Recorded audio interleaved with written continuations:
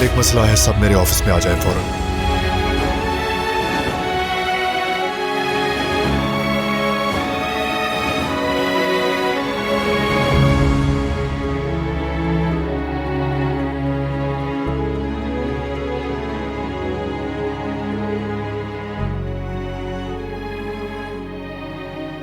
अब बचने का कोई रास्ता नहीं बचा कौल। डिलान भाभी ने कुछ भी नहीं बताया होगा। तुम भी बताने में जल्दी मत करना, थोड़ा और सोच लो। बरहान बहुत समझदार है, उसे कुछ ना कुछ अंदाजा हो गया होगा। अगर मैं कुछ ना भी कहूं तो वो चुप बैठने वाला नहीं है।